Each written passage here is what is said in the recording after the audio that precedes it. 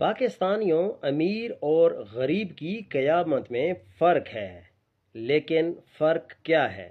اسلام آباد میں کچی آبادیوں کو گرانے کا آپریشن کئی ماہ سے جاری ہے۔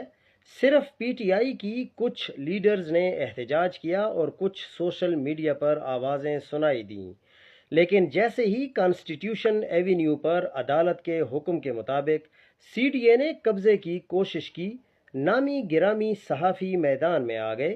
میڈیا جاگ اٹھا، ہر صحافی اس بلڈنگ کے سامنے کھڑا ہو کر ویلاگ کر رہا ہے۔ یہ فرق ہے غریب پر جب قیامت آتی ہے اور جب امیر پر قیامت آتی ہے۔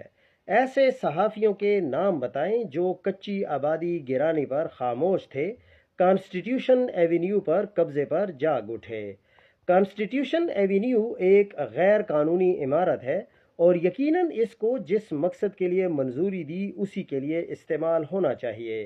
کچی آبادیاں بھی غیر قانونی ہوتی ہیں، ان کو بھی گرانا چاہیے، لیکن دونوں کیسز میں عوام چاہے غریب ہو یا امیر، عوام کے بنیادی حقوق اور مفاد کو بھی دیکھنا چاہیے۔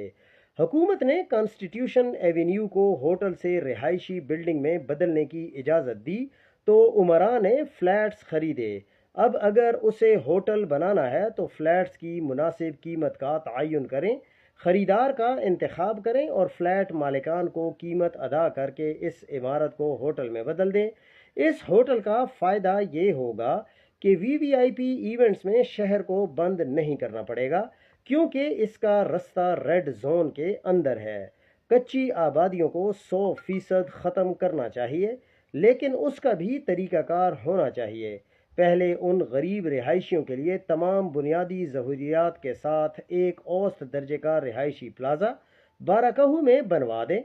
تمام رہائشیوں کو اس ٹاور میں منتقل کریں اور جو زمین خالی ہوگی وہ حکومت کو اربوں روپے کی آمدنی دے گی، اس لیے سودا برا نہیں ہے۔ ہر شہری کو رہائش، صحت اور تعلیم کی سہولیات دینا حکومت کا فرض ہے۔ اسی لیے عمران خان نے 50 لاکھ گھروں کا منصوبہ شروع کیا تھا، اسی لیے عمران خان نے 10 لاکھ کا صحت کارڈ شروع کیا تھا۔